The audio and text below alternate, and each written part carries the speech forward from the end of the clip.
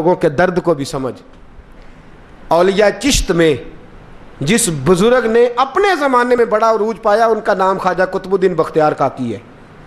سب بولیے رحمت اللہ تعالی علیہ. خواجہ قطب الدین یہ شہزادے تھے اور مرید ہوئے تو خواجہ معین الدین صاحب کے ساتھ ہی آ گئے دلی میں.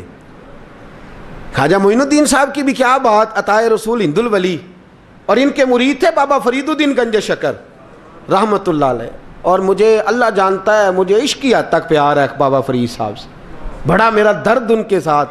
اور میں جتنا اس صوفی کو پڑھتا ہوں کم ہی لوگوں کو میں نے پڑھا ہے.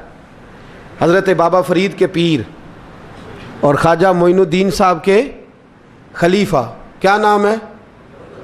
خواجہ قطب الدین. مکتب میں پڑھنے گئے نا پہلے دن، 4 سال کی عمر تھی تو قاری صاحب نے الف با تا سا پڑھایا تو انہوں نے 15 سپارے قرآن پاک کے سنا دیے. تو کہنے لگے بیٹا تجھے کیسے آئے؟ کہنے لگے میری اماں 15 سپاروں کی حافظ ہے، وہ سارا دن قرآن پڑھتی رہتی تھی، مجھے سن سن کے یاد ہو گیا ہے. یہ بالا نگالا یاد ہو سکدیاں نے تو قرآن پاک بھی یاد. اللہ خیر کرے، شرط یہ ہے کہ ہم گھر میں قرآن پڑھیں، بچوں کو سن سن کے بھی یاد ہو ہی جاتا ہے. خواجہ قطب الدین اتنا عروج پایا اس شیخ کامل نے کہ وقت کا بادشاہ بھی مرید ہو گیا. سلطان شمس الدین التمش مرید تھا، دلی کا بادشاہ بھی مرید تھا. اجمیر کا بادشاہ خواجہ معین الدین صاحب کا مرید نہیں ہوا،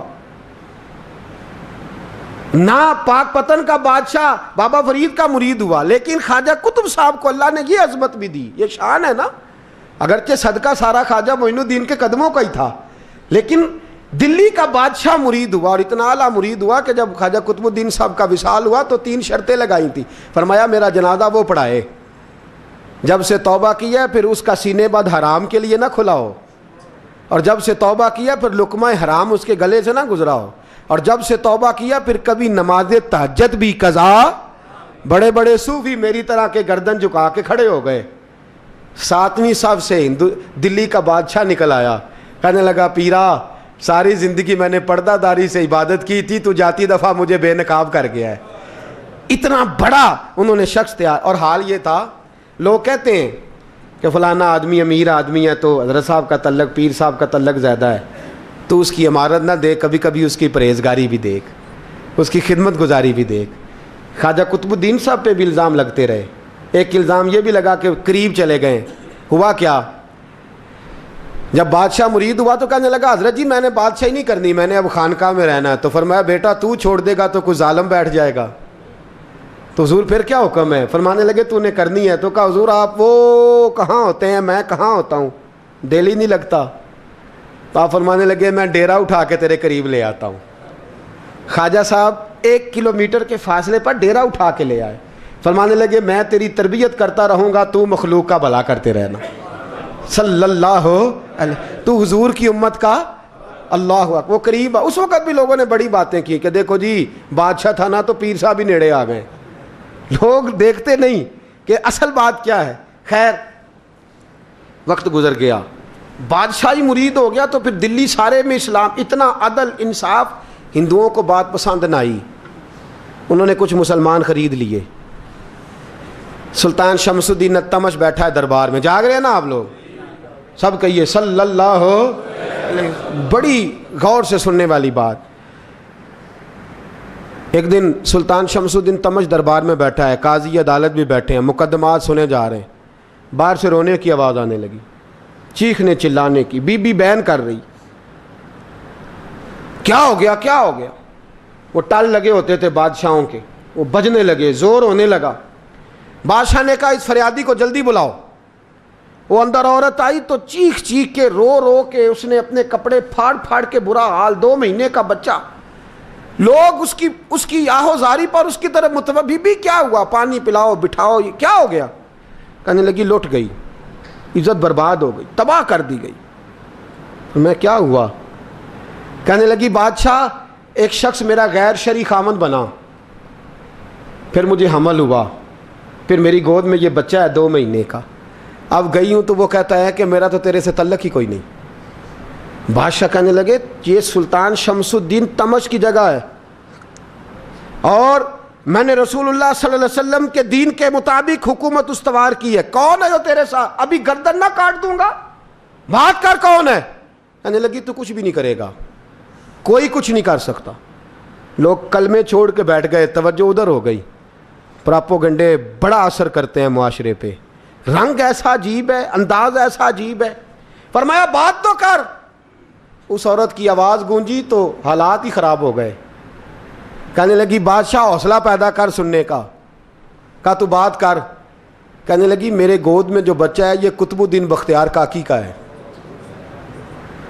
یہ تیرے پیر کی ناجائز اولاد ہے.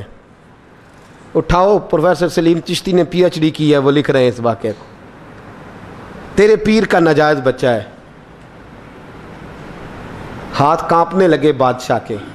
کہنے لگے یا اللہ کبھی تو قیامت برپا کر دے تو معاملہ ٹھیک ہو جائے, میں تیری زبان کھینچ دوں گا تیری گر. تو نے بات کیسے کی؟ کہنے لگی میں نے کہا تھا نا تیرے اندر حوصلہ نہیں, میری عزت تار تار ہو گئی اور تو پیر بچا رہا ہے.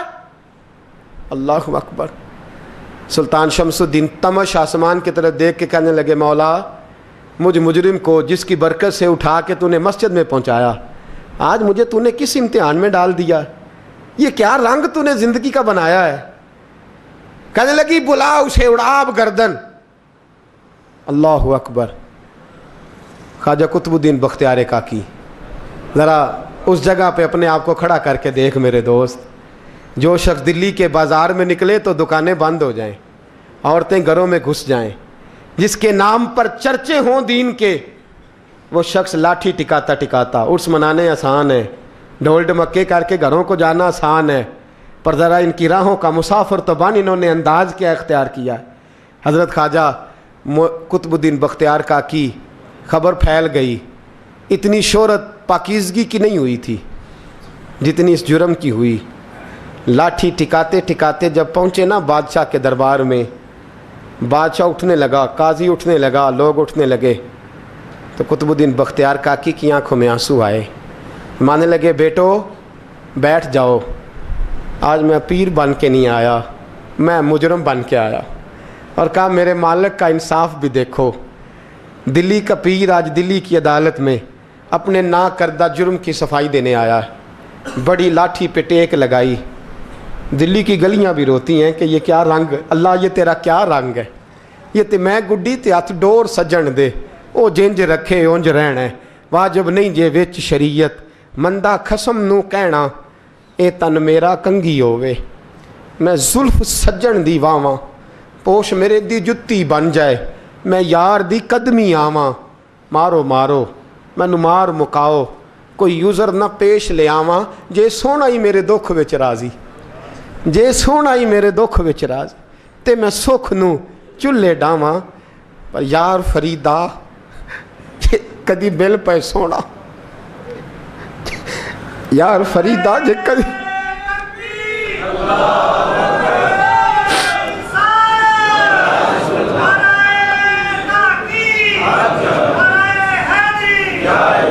یہ کدی مل پہ سونا, بس انہوں رو رو حال سناواں. ٹیک لگائی ہے. کہنے لگی بی بی بول دے گواہی. کہنے لگی بی بی رب جانتا ہے, رب کا رسول جانتا ہے, پر میں تجھے نہیں جانتا, تو کون ہے. کہنے لگی اچھا وہ لوگوں کو بھیج کے تہجد کے بہانے پچھلے دروازے مجھے اندر بلانا, رب تیرا بھول جانا. پھر رونے لگی, پھر مکر کرنے لگی. مجھے بتائیے ایسا کوئی مقدمہ ہو تو لوگ کیا کہتے ہیں؟ یکدم حالات بدلتے ہیں کہ نہیں بدلتے؟ دلی کا ماحول ہی بدل گیا, سارا رنگ ہی بدل گیا. وہ عورت تو ہندو تھی, اس نے تو جھوٹ موٹ کے کلمے بھی پڑھ رکھے ہیں. اللہ اکبر. خواجہ صاحب پوچھتے ہیں گواہ ہے کوئی تیرے پاس؟ تو 4 کلمہ پڑھنے والے کھڑے ہو گئے. اللہ کرے کلمہ پڑھنے والے بکا نہ کریں, آمین تو کہیں. وہ کھڑے ہو کے کہنے لگے ہاں ہم نے آتے بھی دیکھا ہے, جاتے بھی دیکھا ہے. خواجہ قطب الدین صاحب نے نظر عثمان کی طرف اٹھائی, کہنے لگے اچھا جو تیری مرضی, میں گڈی تے ہاتھ ڈور سجن دے, وہ جنج رکھے اونج رہنا ہے, واجب نہیں وچ شریعت, مندہ خسم نو کہنا. کہنے لگے سلطان یار ایک رات کی مہلت نہیں دے دیتا. میں سویرے سلطان بھی رو پڑا کہ پیر صاحب میں میں نوکر اور میں بولتے ہیں اچھا حضور جیسے مرضی. باہر نکلے, خادم کہنے لگا حضور سواری پہ بیٹھ جائیں. وہ ماننے لگے نہیں یار آج پیدل جانا ہے. اس دلی کے چونکوں نے مجھے بڑی سلامیاں دی ہے, ذرا میں دیکھوں تو صحیح دلی کے بازار میری رسوائی پہ کیا کہتے ہیں. مجھے ذرا یہ پتھر بھی کھانے دے, ان کا ذائقہ بھی. پیدل گئے, دنیا سو گئی تو دلی کے بادشاہ نے اجمیر کی طرف منہ کیا. خواجہ معین الدین حیات تھے. بے خبر ہو جو غلاموں سے وہ آقا کیا ہے, بے خبر ہو جو غلاموں سے وہ منہ کیا. کہنے لگے معین الدین میں کوئی لوارس تو نہیں نا, میں کوئی لوارس ہوں کہ یہاں جو میرے ساتھ مرضی ہو جائے. تیری مجبوریاں درست مگر تیرا وعدہ تھا ساتھ دینے کا وقت آیا ہے. میں کوئی لوارس نہیں کہ اب تو اجمیر میں بیٹھا رہے اور میں دکھ سارا اکیلے برداشت کروں. بڑھاپے کا مجھے بھی پتہ ہے, کمزوری کا مجھے بھی پتہ ہے, ذوف کا مجھے بھی پتہ ہے, پر تتی تھوڑے تھکڑے خاندڑیاں, میں بھی تو تیرے نام تو مفت بھی خاندڑیاں. مجھے بھی تو پتہ ہے نا منم غلام نے علی حیدریم قادریم دمز احمد رضا خامی زنم. میں نے بھی تو اپنا نام نہیں نا جپا, تیرا ہی جپا ہے ساری زندگی. یہ لفظ کہے, کہتے میں رویا. آنکھ لگی تو حضرت خواجہ معین الدین صاحب خواب میں ملے. کہنے لگے قطب الدین میرا انتظار کرنا, میں پہنچ رہا ہوں. میرا انتظار کرنا, میرا انتظار. کیا کہا میاں صاحب نے؟ کہتے ہیں مالی دا کم پانی دینا, پھل کچے ہون یا پکے, اے پیر مرید دے سر تے ہی رہندا ہے, جھوٹے ہون یا سچے. میں آیا, فکر نہ کرنا. حضرت سویرے اٹھے, پھر گئے عدالت. پھر کہا نام بھائی پروٹوکول, مجرموں کا پروٹوکول نہیں ہوتا, میں اکیلا جاؤں گا. جس کے آگے پیچھے نعرے ہوتے تنے تنہا. 2-4 منٹ زیادہ لے لوں آج آپ حضرات. کہتے میں پہنچا عدالت اور جا کے جب کہا نا کہ ہاں جی حضور بتائیے, گواہ بھی خلاف ہے, مقدمہ بولیں, تو کہنے لگے مجھے میرے شیخ نے حکم دیا ہے کہ میرا انتظار کرنا. پھر وہ جو باتیں کرنے والے تھے کہنے لگے جی کون گیا تھا اجمیر, کون آیا ہے وہاں سے, ہمیں روحانی باتیں نہ بتائی جائیں. یہاں سے تو ایک دن میں پہنچا نہیں جا سکتا, ٹرین بھی 36 گھنٹے لیتی ہے دلی سے جانے میں. تو کہا یہ کیسے ہو سکتا ہے, کوئی رات کو رات آپ کو خبر ہو گئی, آپ کیس کو لمبا نہ کریں. بادشاہ مرید ہے, لگتا ہے کہ یہ راتوں رات بھگا دے گا پیر کو. اتنی باتیں خواجہ صاحب نے سنی. جب بے گناہ آدمی کو یہ باتیں سننی پڑتی ہیں پھر دل بڑا ٹوٹتا ہے, پھر بڑی تکلیف ہوتی ہے. حضرت کہنے لگے یارو تمہاری مرضی. شمس الدین تمش کی آواز گونجی. فرمایا جیسے انہوں نے کہا ویسے کیا جائے گا. 3 دن کے لیے عدالت برخاست کر دی جاتی ہے. چیم گوئیاں ہونے لگی, پھبتیاں کسی جانے لگی. تیسرے دن شام کا وعدہ تھا, چوتھے دن عدالت جانا تھا. قطب الدین بختیار کاکی کے پاس لوگ آ کے افسوس کرتے تو آپ بولتے نہیں. یہاں تو لوگ صفائیاں دیتے ہیں, بولتے نہیں. فرماتے یار میں گڈی تے ہاتھ ڈور سجن دے, وہ جینج رکھے, میں اونج ہی رہنا ہے, جیسے اس کی مرضی ویسے. جیڑیاں گڈیاں آپ پہ اڈیاں ہو نہ چڑھن اونچائیاں, وہی گڈیاں اونچیاں اڈیاں جڑیاں سائیاں آپ چڑھائیاں. فرمایا ٹھیک ہے جیسے وہ رکھے, میں راضی ہوں. اللہ اکبر. تیسرے دن کی مغرب کا وعدہ تھا. جب مغرب کا سورج ڈوب گیا نا, بڑے قافلے اجمیر سے آئے پر معین الدین نہ آیا.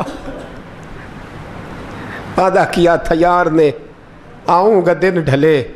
وہ خواجہ غلام فرید صاحب رحمۃ اللہ تعالیٰ علیہ فرمایا کرتے تھے نا, کوا کھانے لگا آنکھیں تو کہنے لگے کاغا اے تن سارا ہی کھائیو, میرا چن چن کھائیو ماس, میرے 2 نین نہ کھائیو, مینو پیا ملن دی آس. نے کہا سارا کھا جا, آنکھیں چھوڑ دے. اس نے کہا تھا میں آؤں گا, انتظار لمبا ہو گیا ہے پر میری امید تو نہیں نہ ٹوٹی. مغرب کی اذان ہوئی تو لوگ کہنے لگے لو جی اب بس ہو گئی. خواجہ قطب الدین صاحب نے اللہ اکبر کہہ کے مغرب کی جماعت جب میدان میں کھڑی کی تو اپنی بھی چیخ نکل گئی, آئی نہیں. لیکن جب نماز کا سلام پھیرا تو خواجہ معین الدین صاحب کی 2 رکعتیں ابھی باقی تھیں. خواجہ صاحب پیچھے نماز پڑھ رہے ہیں, سلام پھیرا اور نماز کے بعد جب اٹھے نا تو خواجہ صاحب کے سینے کے سینہ لگا. تو کہا حضرت جی میں شہزادہ تھا, آپ نے کہا تھا خشک روٹی کھانا تو میں نے خشک کی کھائی ہے, آپ نے کہا تھا فاقے کرنا تو میں نے کیے ہیں, آپ نے کہا وطن واپس نہیں جانا تو میں نہیں گیا. حضور اس امتحان کا آپ نے بتایا ہی نہیں تھا. یہ مجھے بتا جاتے اب اس سفید داڑھی سے میں جواب دیتا پھروں. خواجہ معین الدین صاحب نے جھٹکا, پیچھے ہٹ, تو زیادہ عزت والا ہے کہ یوسف زیادہ عزت والا تھا؟ تو زیادہ مقام والا ہے کہ عائشہ زیادہ مقام والی تھی؟ چپ کر, یہ کچھ صوفیاء کا طریقہ ہے, چپ کر. عرض کی حضور غلطی ہو گئی, میں پہلے نہیں رویا, تو ملا ہے تو رویا ہو. میں پہلے نہیں تڑپا, میں نے شکوا نہیں, تو ملا ہے. اپنا ہی کو ملے تو دکھ یاد آتے ہیں نا. فرمایا چپ کر, جا سلطان سے کہہ دے سویرے نماز کے بعد عدالت لگا دے. سویرے جب عدالت لگی نا تو خواجہ معین الدین صاحب بازو پکڑا خواجہ قطب صاحب کا, نکلے تو دیکھا لائنیں لگی ہیں, مجمع لگا ہے, آنکھوں میں آنسو آ گئے. کہا حضور آپ کیوں روتے ہیں؟ فرمایا میرا دل تھا لوگ میرے کتب کی شان دیکھنے آئے, یہ کتنے بدبخت ہیں, میرے کتب کی رسوائی دیکھنے آئے. کتنے نالائق ہیں, رسوائی دیکھنے اتنے آئے ہیں, شان دیکھنے آتے ہی نہیں.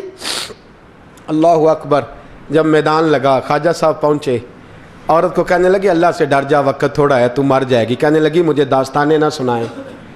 قاضی صاحب سے کہنے لگے قاضی صاحب آپ حقیقت حال سے آگاہ ہیں, خیال کریں. کہنے لگے خواجہ صاحب دلیلیں نہ دیں, گواہ لائیں, واز نہ کریں.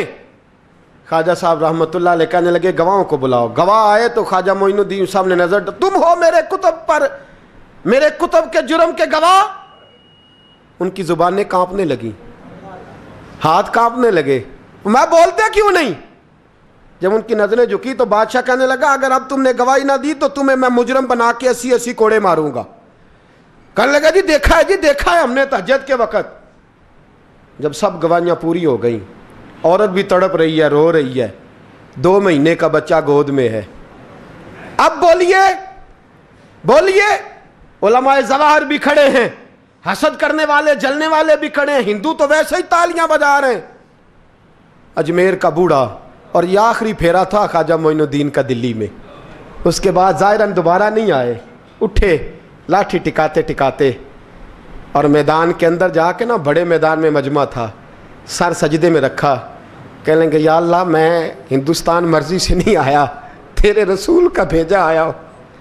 پھر اٹھے اور کہنے لگے مولا تیرے نبی کا فرمان ہے کہ میری امت کے علماء بنی اسرائیل کے نبیوں کی طرح ہوں گے.